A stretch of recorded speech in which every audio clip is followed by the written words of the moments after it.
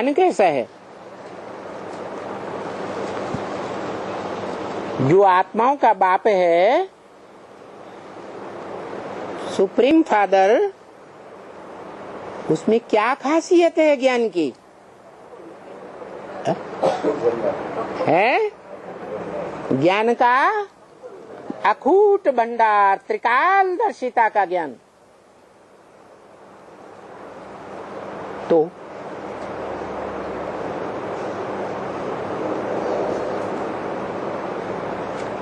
किसके तीनों काल कहें? है? अरे धर्म पिताएं हैं, वो तो रंगमंच पर एक साथ नहीं आते, अलग अलग टाइम है ना कि तीनों काल में होते हैं रंगमंच पर। कोई बाद में आता, कोई पहले आता। वो तो द्वैतवादी धर्म पिताएं हैं जो द्वापर युग से आते हैं, परंतु देव आत्माएं तो पहले ही सतयुग त्रेता में होती है, रामकृष्ण की दुनिया में होती है।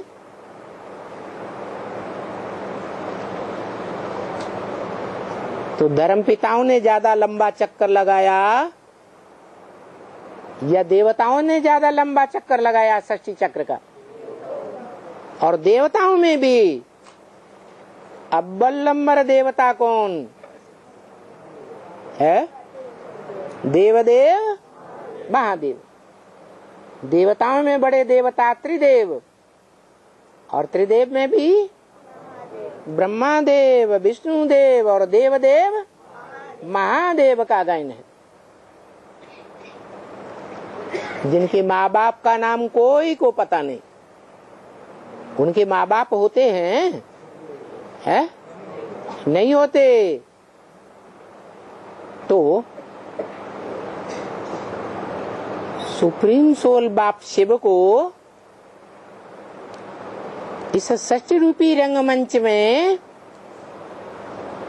कौन सी आत्मा है जिसके तीनों काल का ज्ञान है?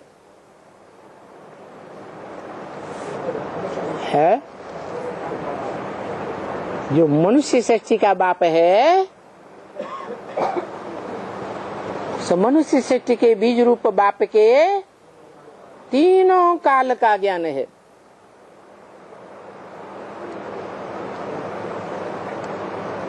तो तीनों काल का ज्ञान जब परिपक्व स्टेज में आता है तब कहा जाता है त्रिकालदर्शी।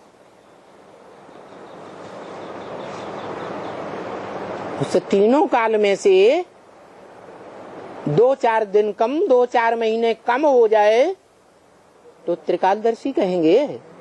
है? नहीं कहेंगे।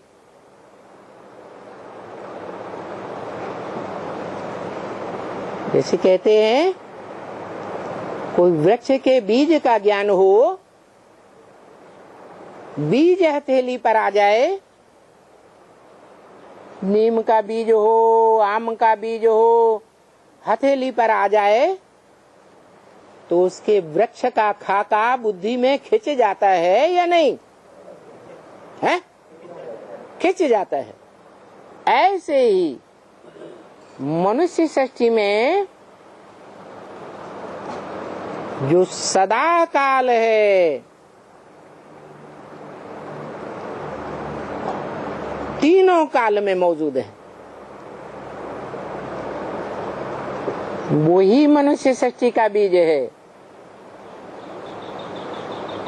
वो मनुष्य सृष्टि का बीज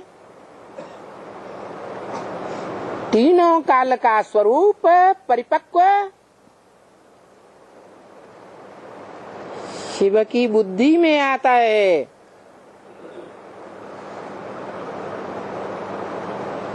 और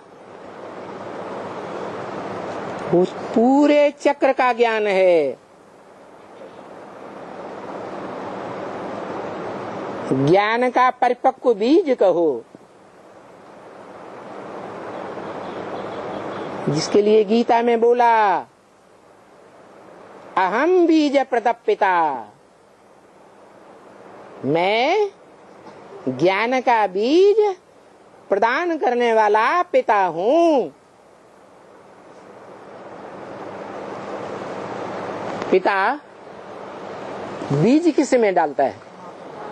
किसान बीज किस में डालता है? धरणी में डालता है। धारणा शक्ति में बीज डालता है।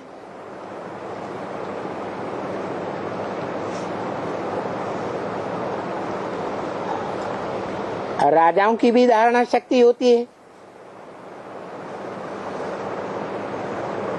स्थूल में भी होती है, चैतन्य में भी होती है।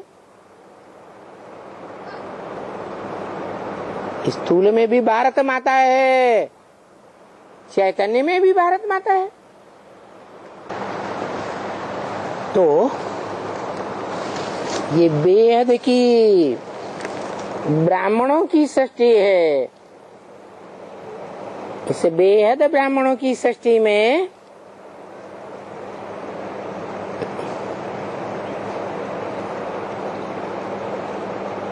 अहम बीज प्रदप पिता कौन है?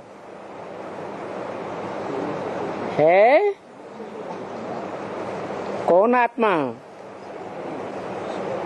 है? अरे ज्ञान का बीज कौन डालता है? इतना भूल गए। शिव बाप।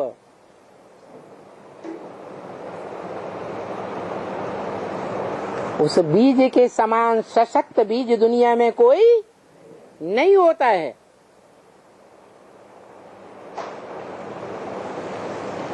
और वो परम पिता है। क्या? परम माने सुप्रीम। परम पिता है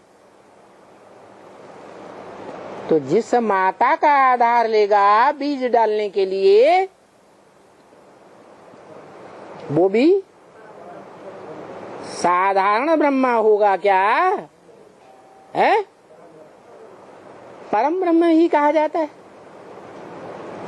इसलिए शास्त्रों में भी विख्यात है, गुरुर् ब्रह्मा गुरुर्विष्णु गुरुर्देवो महेश्वरः, गुरु साक्षात परम ब्रह्म तस्मै श्री गुरुवे नमः। वो ही श्रेष्ठ ते श्रेष्ठ है।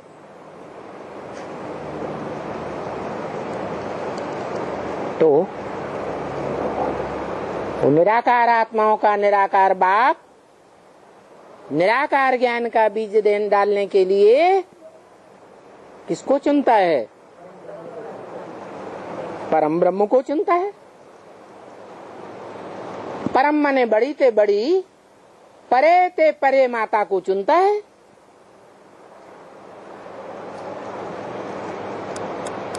माना बोलता तो यूं है ब्रह्म वाक्य में कि मैं जिसमें प्रवेश करता हूं उसका नाम ब्रह्मा देता हूं। तो किसमें प्रवेश करता है?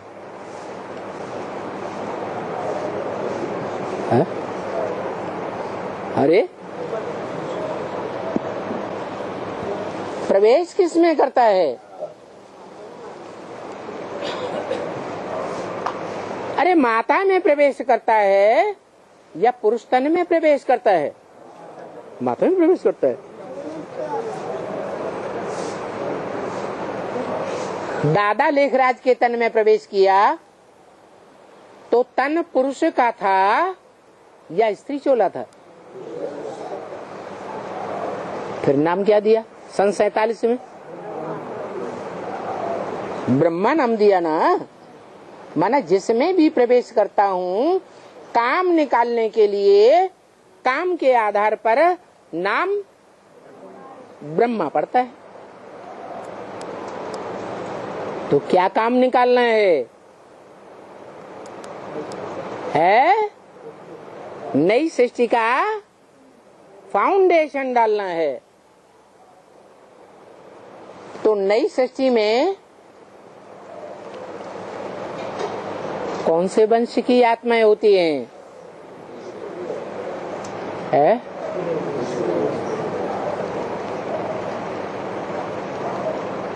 जब ज्ञान का बीज डालता है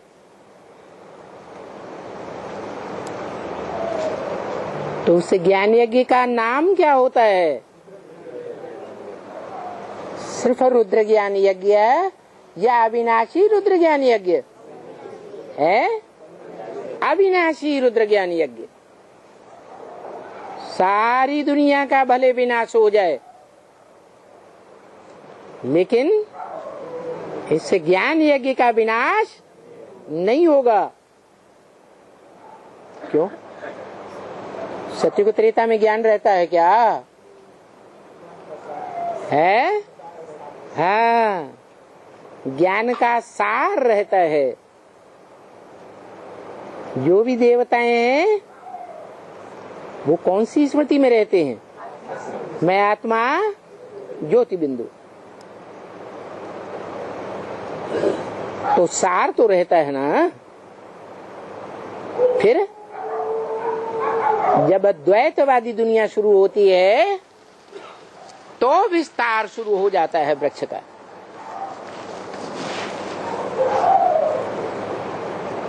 और जब वृक्ष का विस्तार होता है मनुष्य सृष्टि का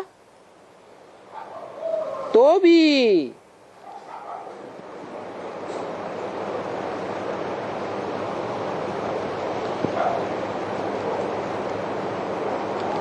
जो ज्ञान यज्ञ है उसका विनाश हो जाता है क्या? है? नहीं होता। क्यों? इब्राहिम आता है,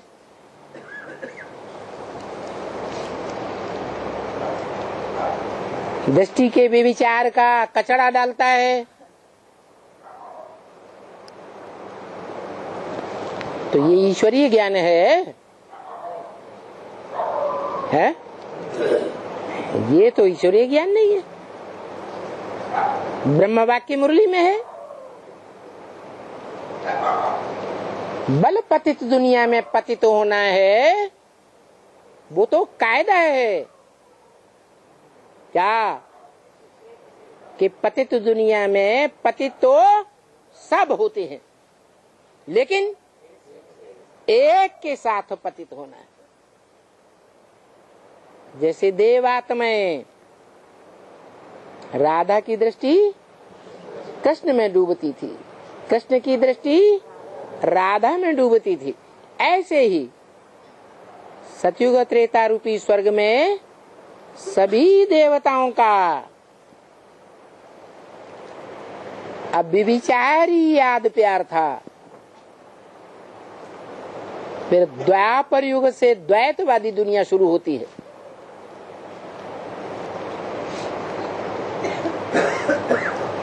तो दृष्टि वृत्ति का कचरा पड़ना आरंभ हो जाता है, व्यभिचार की दुनिया शुरू हो जाती है। इसे ज्ञान कहें? है? इसे ज्ञान कहें या अज्ञान का फाउंडेशन कहें? अज्ञान का फाउंडेशन कहें। जहां अज्ञान होता है वहां सुख होता है या दुख होता है? तो दुख की दुनिया शुरू हो जाती है।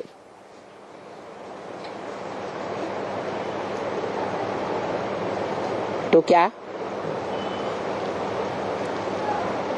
जो रुद्र ज्ञान यज्ञ अविनाशी नाम पड़ा वो ज्ञान यज्ञ विनाशी हो गया? हा? नहीं नहीं क्या? अरे विनाशी नहीं हुआ है? कैसे है? हाँ, जो सत्य सनातन देवी देवता धर्म है, वो सत्य सनातन धर्म प्रायः लोप होता है, पूरा लोप नहीं होता है। बाकी सब देहधारी धर्म पिताओं के स्थापन किए हुए सब लुप्त हो जाते हैं, उनके धर्मखंड भी लोप हो जाते हैं, समंदर के अंतराल में समा जाते हैं।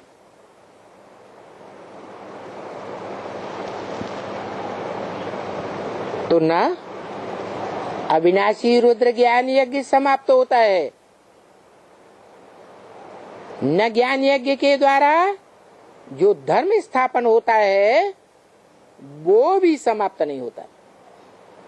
तो द्वापर के आदि में कैसे रहता है अविनाशी?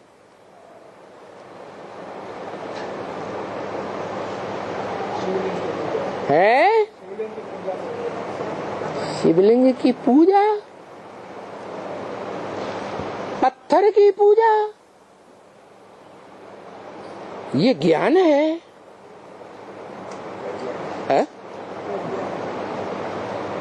पत्थर की पूजा करना ये ज्ञान है? अरे ज्ञान है? अंधश्रद्धा है, अंधविश्वास है, अंधापन है या ज्ञान है? अंधविश्वास है। तो फिर बताओ, जो अविनाशी रुद्र ज्ञान यज्ञ है वो द्वापर के आदि में क्या है?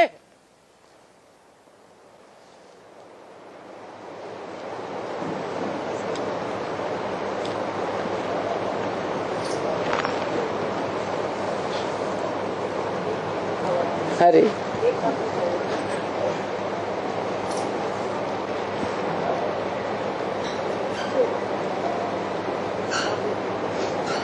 वेदों का नाम सुना है? वेदवाणी सुनी? वेदवाणी जो कही जाती है उस वेदवाणी के साथ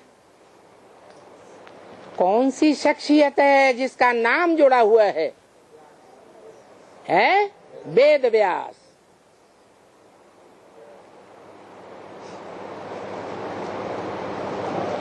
वो वेद व्यास है।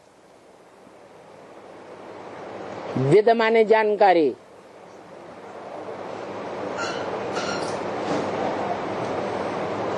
जानकारी रखने वाला। वी माने विशेष, आस माने बैठ गया। किस बात के लिए बैठ गया है? उसी बात के लिए बैठ गया कि जब प्रैक्टिकल में भगवान संगम में आते हैं नई दुनिया की रिहर्सल कराने के लिए, नई दुनिया का फाउंडेशन डालने के लिए, तो किस में आते हैं?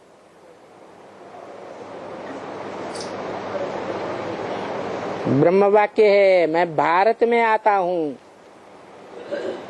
किस में आता हूँ? भा माने ज्ञान की रोशनी, रत माने लगा रहने वाला। तो क्या सतयुग त्रेता में ही आत्मा में ज्ञान की रोशनी होती है? द्वापर कलयुग में कहीं भी ज्ञान की रोशनी नहीं रहती? रहती है या नहीं रहती? रहती है। वही है आत्मा जिसका नाम भारत है।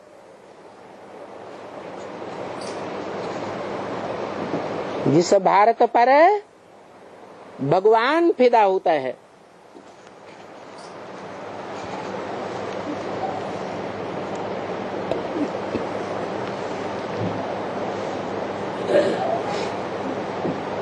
आशिक बनकर आता है।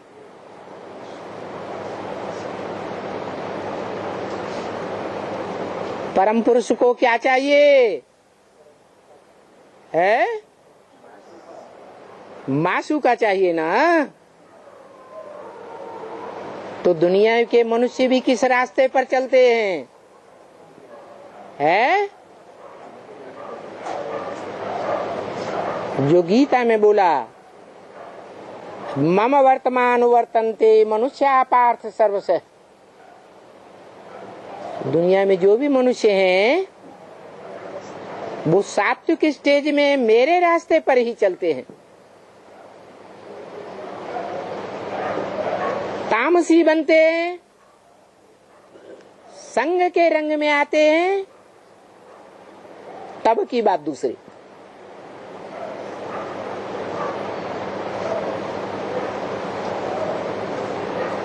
तो भगवान जिस पर आशिक होकर आता है वो क्या हुआ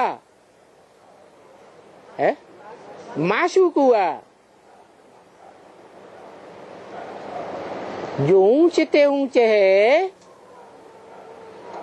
आत्मा, वो ही आशिक है। तो बाकी सब मनुष्य मात्र क्या हुए है? आशिक हुए या माशूक हुए हैं? आशिक हुए। और जो आशिक होते हैं वो माशूक के पीछे भागते हैं या माशूक भागता है आशिक के पीछे? है आशिक माशूक के पीछे भागते हैं।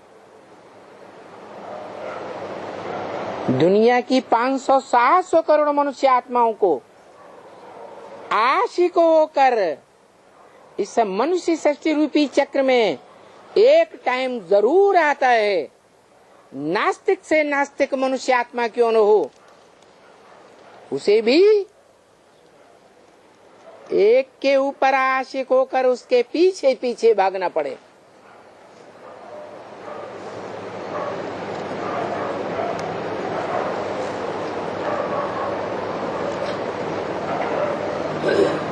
तो एक है माशूक और बाकी सब हैं आशिक। तो बताया आशिक पुरुष होता है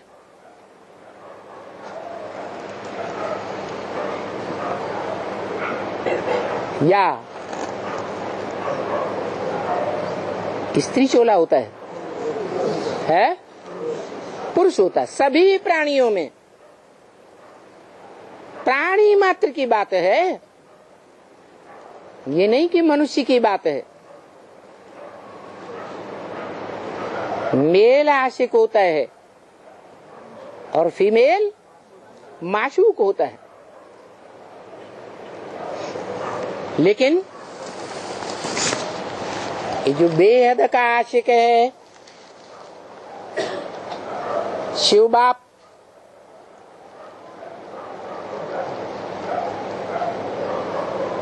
जिस माशूक का आशिक बनता है वो मेल होता है या फीमेल होता है? मेल होता है। इसलिए बोला मैं जिसमें भी प्रवेश करूं उसका नाम ब्रह्मा रखना पड़े। किस लिए? शास्त्रों में नाम किस लिए आए हैं? जैसा काम किया है वैसे नाम आए। तो परम पुरुष को माशूक से क्या काम लेना है?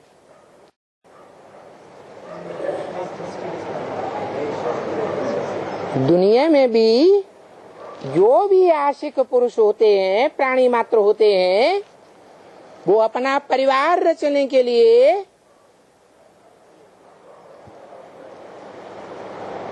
जीवन में ऐसी स्टेज आती है,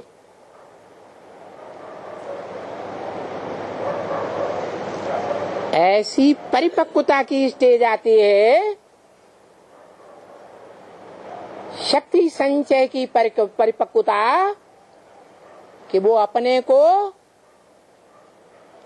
शक्ति को थाम कर नहीं रख सकते। कोई मनुष्य मात्र, कोई प्राणी मात्र हो हिस्ट्री में दुनिया का, जो अपनी शक्ति संचय के परिपक्वता की स्थिति में उस पौरुष की शक्ति को सारा जीवन अपने में स्थिर करके रखा हो, कोई हुआ है? कोई नहीं हुआ।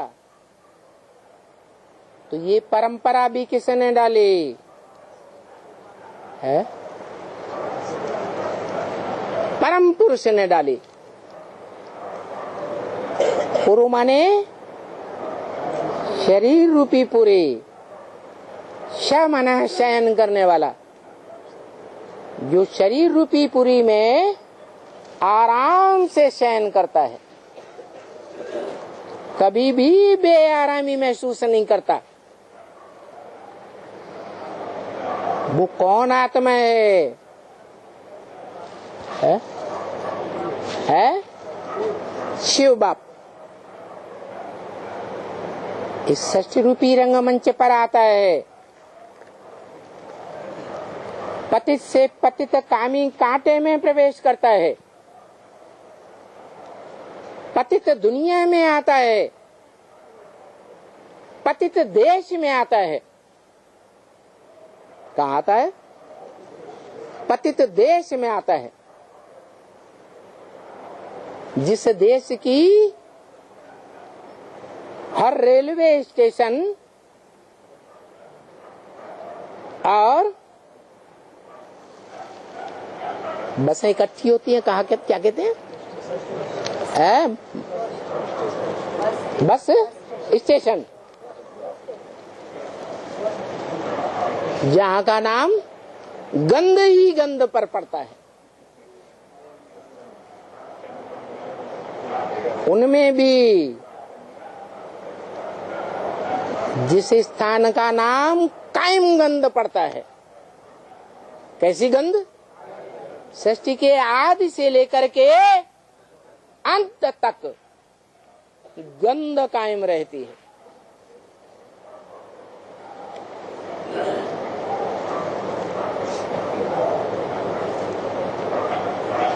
ये बीज रूप आत्माओं के प्रैक्टिकल में ज्ञान में जन्म लेने की बात है। क्या कहा? बच्चा जन्म लेता है तो कहाँ जाना पड़ता है?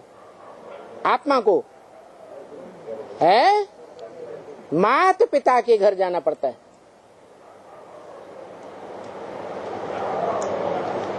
तो बताया जहां जाना है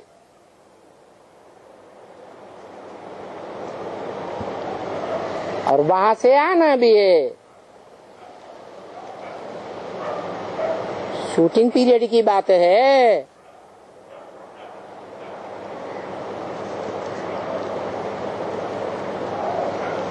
शूटिंग पीरियड में ही सुखधाम की प्ले रिहर्सल करते हैं और शूटिंग पीरियड में ही दुखधाम की भी रिहर्सल करते हैं। श्रेष्ठ ते श्रेष्ठ पार्टधारी की मत का अनुगमन करते हैं तो सुखधाम की शूटिंग होती है, और देहधारियों का अनुगमन करते हैं, मनमत का अनुगमन करते हैं तो काय की शूटिंग होती? दुखधाम की शूटिंग होती है।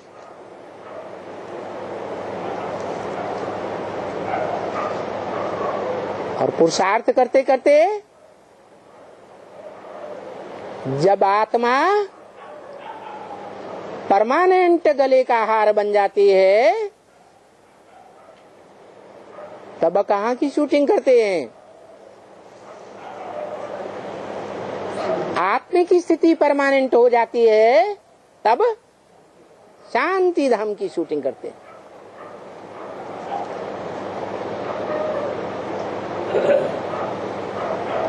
इसलिए वेदवाणी ब्रह्म वाक्य है मुरली में, बाप को याद करो, घर को याद करो और स्वर्ग को याद करो।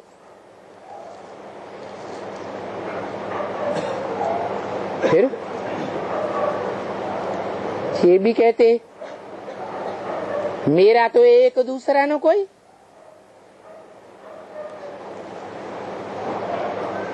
शिव बाबा को याद करें या बेबिचारी याद करें,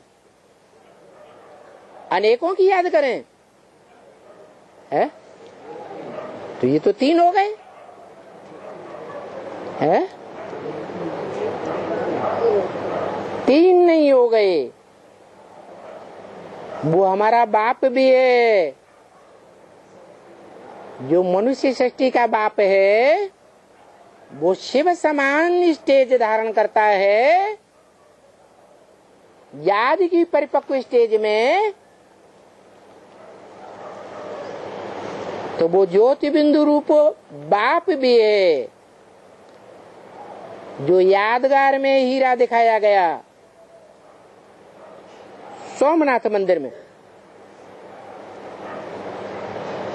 और वो आत्मा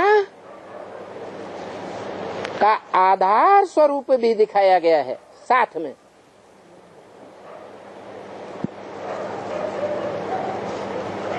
आत्मा का आधार क्या है? लिंग रूप, जो गीता में बताया अव्यक्त मूर्तिना।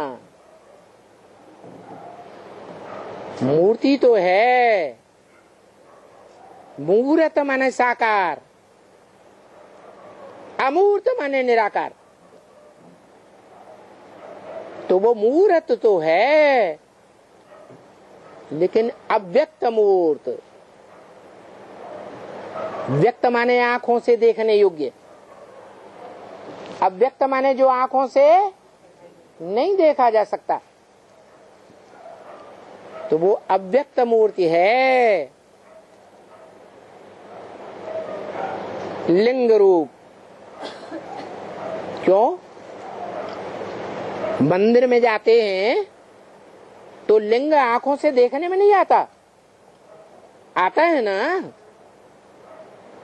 तो मूर्त हुआ या अमूर्त हुआ? है मूर्त है। फिर गीता में अमूर्त क्यों कह दिया?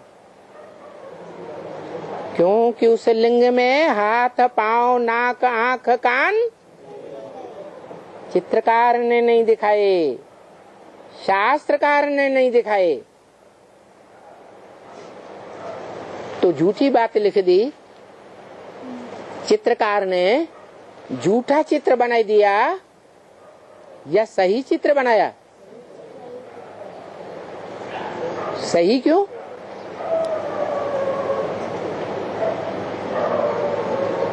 है सही इसलिए कि वो लिंग रूप, बड़ा रूप, साकार तो है, शरीरधारी तो है, लेकिन जो शरीरधारी आत्मा है, हीरा के रूप में पार्ट बजाने वाली हीरो पार्टधारी आत्मा, उसको इंद्रियों का भान नहीं है,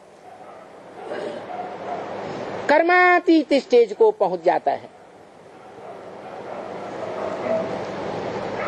इंद्रियों से अतीत की स्टेज को पहुंच जाता है। इसलिए बोला है कि अतीन्द्रिय सुख पूछना हो तो गोप गोपियों से पूछो।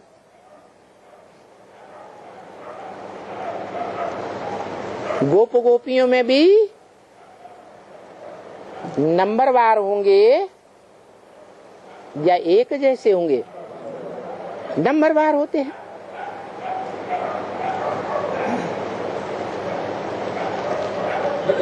तो आखिरीन कोई तो एक आत्मा होगी जो पहले पहले इंद्रियातीत स्टेज में पहुंचे और इंद्रियों में भी जो प्रबल कर्मेंद्रिय है, काम इंद्रिय, जिसके लिए बोलते हैं काम जीते जगत जीत, और उस इंद्रिय पर भी जीत पाने वाली 11वीं इंद्रिय मन, उसके लिए भी बोलते हैं मन जीते जगत जीत।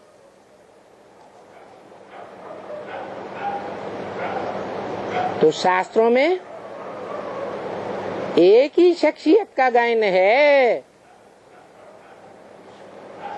जिसने काम को भस्म किया। भक्तों ने तो दिखाई दिया कि वो कोई काम देवता बाहर का था, नहीं, हर मनुष्य आत्मा के अंदर काम क्रोध लोभ मोह अहंकार की कमजोरी भरी रहती है। द्वैतवादी द्वापर युग से तो उनमें भी नंबरवार हैं।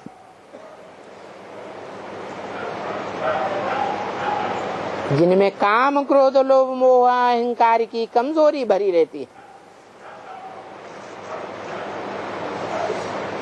उन कमजोरियों में जो मुख्य डकैत है, चोर है, वो है कामदेव। प्रसिद्ध है शास्त्रों में, उसको भस्म किया, मार नहीं दिया, सिर्फ क्या किया, भस्म कर दिया। जो बोला है अव्यक्त वाणी में, अब देखेंगे कोटों में से एक, लाखों में से एक कौन निकलते हैं और नंबरवार कितने निकलते हैं।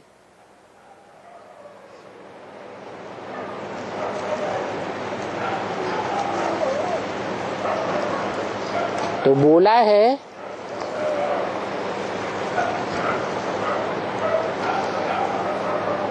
तो प्रैक्टिकल में भी होना है या नहीं होना है?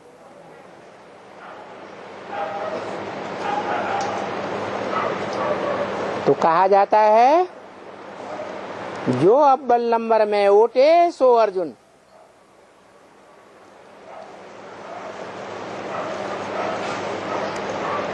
अर्जुन की आत्मा को कंट्रोल किया या अर्जुन के रथ को कंट्रोल किया है? रथ को कंट्रोल किया।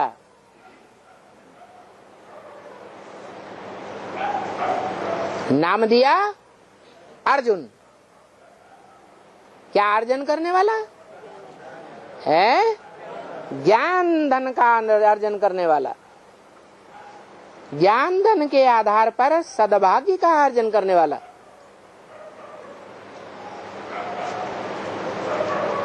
सद्भाग्य के आधार पर उस रथ का वेदवाणी में क्या टाइटल दिया है? अरे कैसा रथ है? भाग्यशाली रथ। इसलिए पिछली वाणी में आया, आत्मा ही भाग्यशाली बनती है, आत्मा ही दुर्भाग्यशाली बनती है।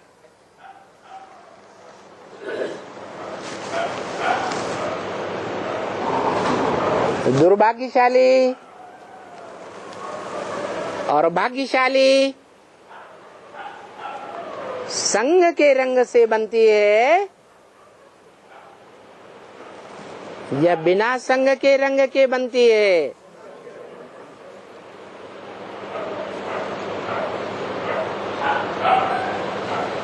तो कैसे भाग्यशाली बनती है?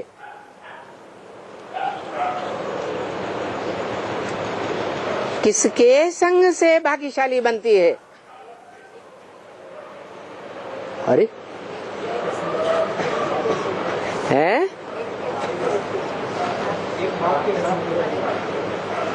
भाग्यशाली रथ को पहचाना तो संग के रंग से भाग्यशाली बनेगी। नहीं पहचाना है तो नहीं बनेगी।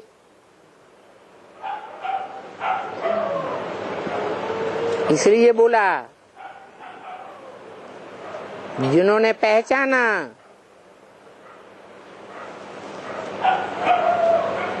वो पतित पावन को बुलाते हैं, संग का रंग लेने के लिए बार बार बुलाते हैं। जो पतित से पावन बनते नहीं वो बुलाते भी नहीं। अंदर की बात है या बाहर बोल करने की बात है? अंदर की बात है।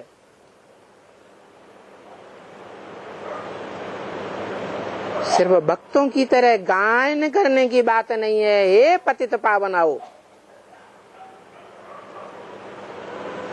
हम पतितों को पावन बनाओ।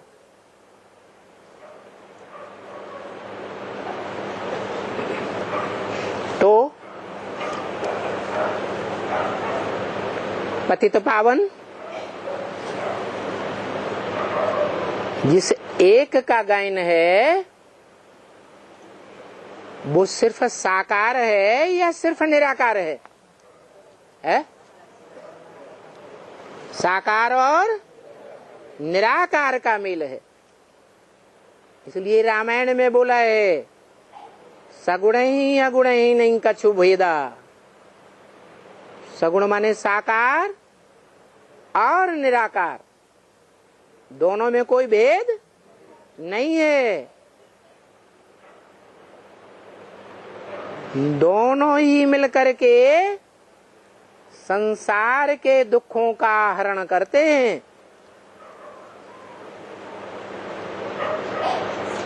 अकेले नहीं। क्या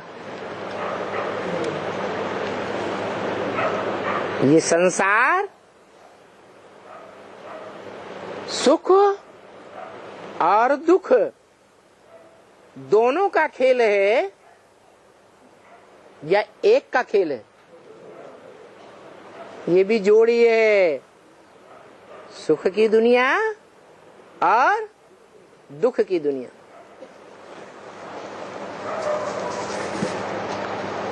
तो आत्मा भाग्यशाली भी बनती है, दुर्भाग्यशाली भी बनती है।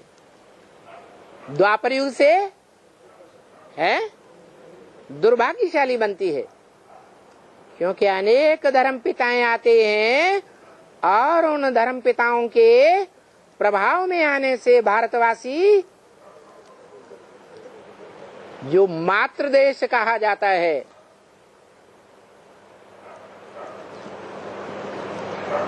किसी की बातों से माताएं कन्याएं ज्यादा प्रभावित होती हैं या पुरुष ज्यादा प्रभावित होते हैं?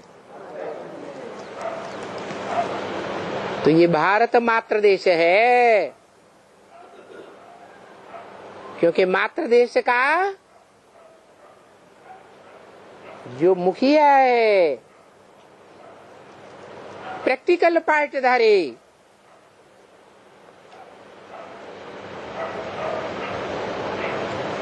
परम पिता का आधार,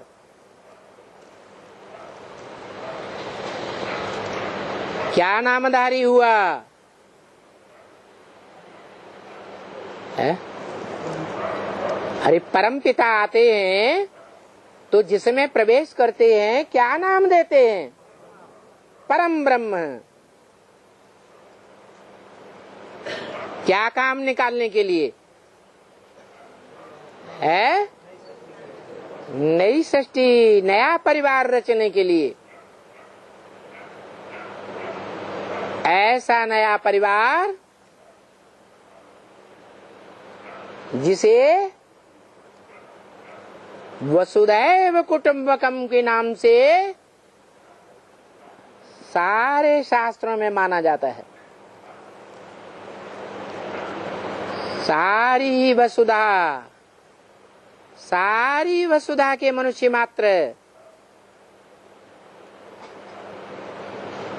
एक परिवार बनते हैं, कुटुंब बनते हैं। कब बनते हैं? जब एक बाप होता है तब बनते हैं।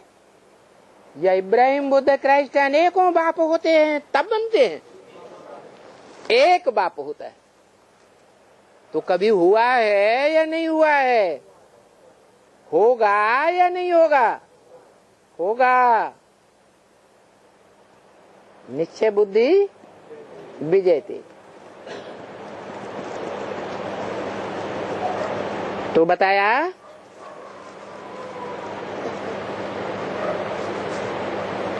कि इन माता पिता में इतनी ताकत है, इतनी पावर है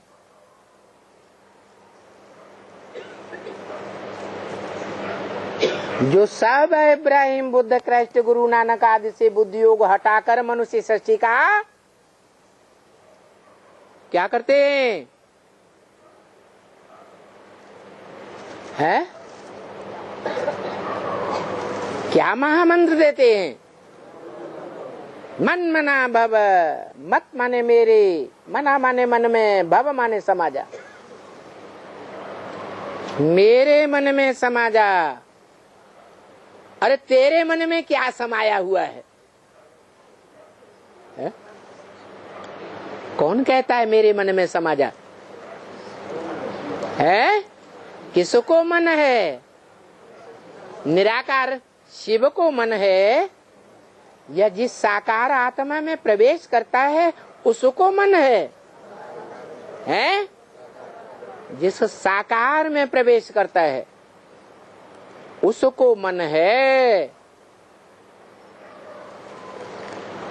वो कहता है मन मना भव,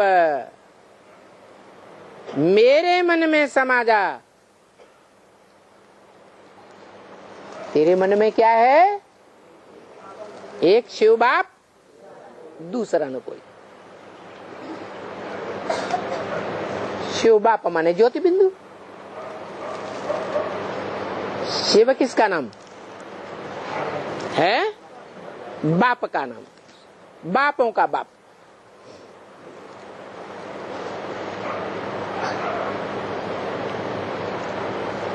उसके मन में क्या है? ज्योति बिंदु बाप।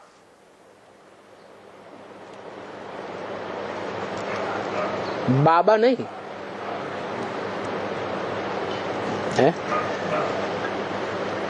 उसके मन में शिव बाबा नहीं, साकार निराकार का मेल नहीं है। नहीं है।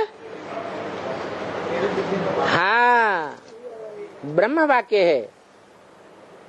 बोला तेरी बुद्धि में बाबा कहने से भी बिंदी ही याद आवेगी। तेरी माने एक या दो चार? एक ही आत्मा की तरफ इंट्रोड्यूस किया कि तेरी बुद्धि में शिव बाबा कहने से दो आत्माएं याद नहीं आवेंगी, क्या एक ही याद आवेगा। एक कौन? बाप।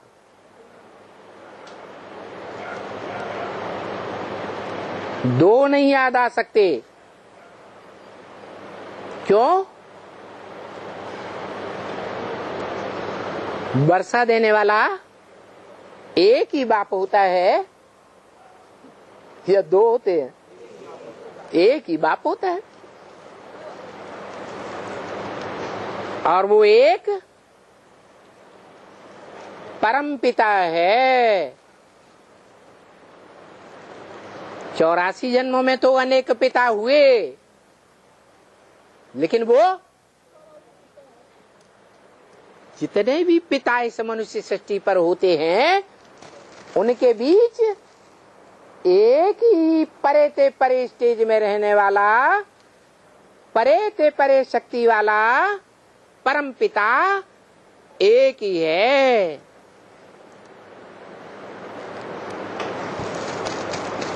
पिता माने वर्षा।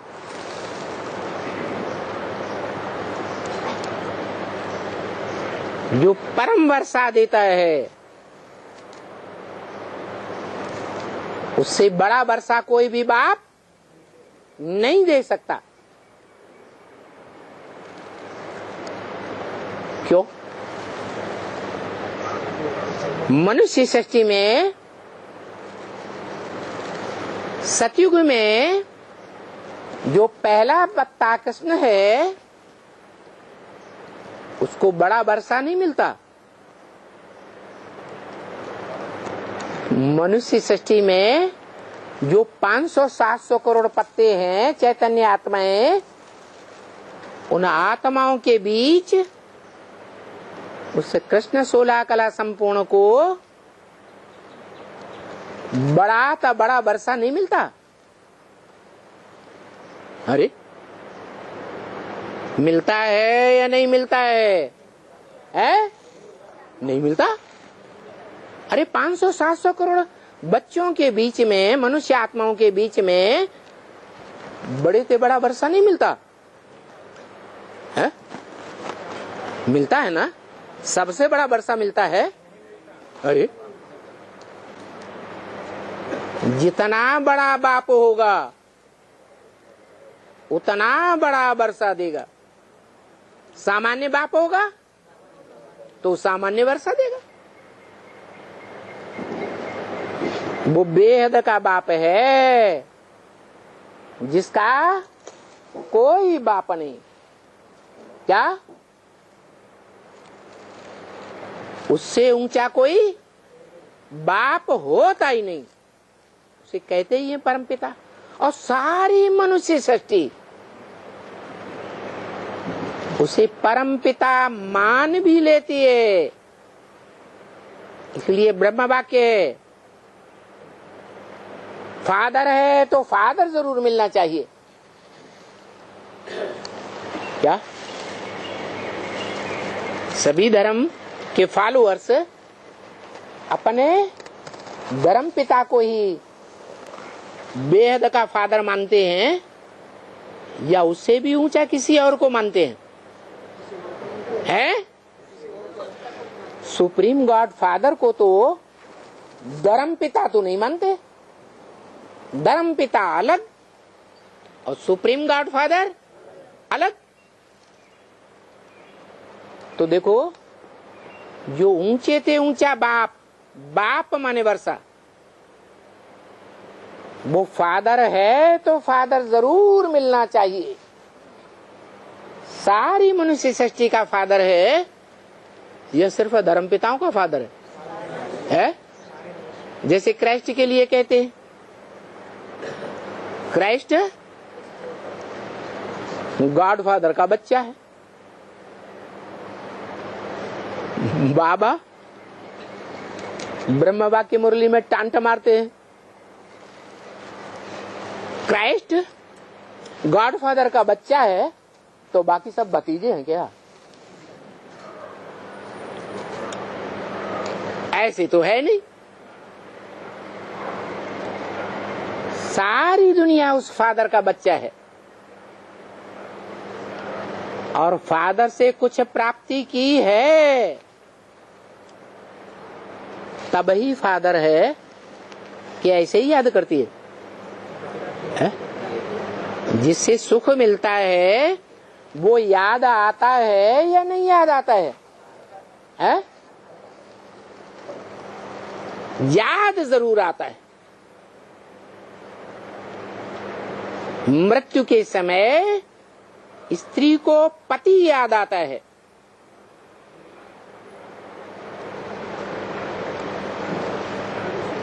तो पति के स्वरूप में ऐसी तल्लीन हो जाती है, अंतमते सोगते हो जाती है। पुरुष चूल्हा मिल जाता है। ऐसे ही पुरुष को भी अंत समय, मृत्यु के समय जिससे जीवन में जास्ती सुख लिया है इंद्रियों के द्वारा, वो अंत समय में जरूर याद आता है। तो पुरुष को काहे का जन्म मिलता? अंतमते सो गते हो जाती, स्त्री चोला मिल जाता। तो याद का इतना महत्व है। ये है परमपिता की याद। परंतु 63 जन्मों में जो याद किया है वो साकार को याद किया है, साकार देहधारियों को याद किया है या निराकार आत्माओं को याद किया है? टेव क्या पड़ी हुई है, अभ्यास क्या पड़ा हुआ है? साकार को याद करने का अभ्यास पक्का हुआ पड़ा है। इसलिए बताया कि जन्म जन्मांतर का अभ्यास है तुम्हारा, तुम बच्चों का, साकार को याद करने का। तो सही रास्ता, सहज रास्ता बताता हूं। क्या करो? साकार में निराकार ज्योति बिंदु को याद करो। कौन से ज्योति बिंदु को याद करो? है कौन से ज्योति बिंदु को याद करो? आत्माओं के बाप को याद करो या मनुष्य आत्माओं के बाप को याद करो? हैं? आत्माओं के बाप को याद करो। माना सोमनाथ मंदिर में जो हीरा था वो आत्माओं के बाप की यादगार है। वो हीरा हीरो पाटधारी है। वो हीरा पत्थर है या नहीं है? तो आत्माओं का बाप पत्थर बुद्धि बनता है, वो कभी पत्थर बुद्धि नहीं बनता। इसलिए कहता है तुम बच्चे ही पूज्य बनते हो, तुम बच्चे ही पुजारी बनते हो। मैं न पूज्य बनता हूं न पुजारी बनता हूं। माना सोमनाथ के मंदिर में जो प्रवृत्ति की यादगार है, आत्मा रूपी पुरुष और शरीर रूपी लिंग। शरीर माने 5 तत्वों का पुतला, प्रकृति का पुतला। तो ये प्रकृति और पुरुष का खेल है। ये सृष्टि निवृत्ति का खेल नहीं है। सृष्टि कैसे चलती है? प्रवृत्ति से चलती है। तो इस प्रवृत्ति मार्ग का बीज कौन है? त्वमेव माता च पिता त्वमेव। उसका सात्विक रूप का यादगार सोमनाथ मंदिर में दिखाया। वो सोमनाथ मंदिर में जो हीरा है वो हीरो पाटधारी आत्मा की यादगार है, जो पुरुषार्थ की अंतिम स्टेज में याद करते करते क्या बन जाता है? हैं? शिव ही बन जाता है, शिव समान।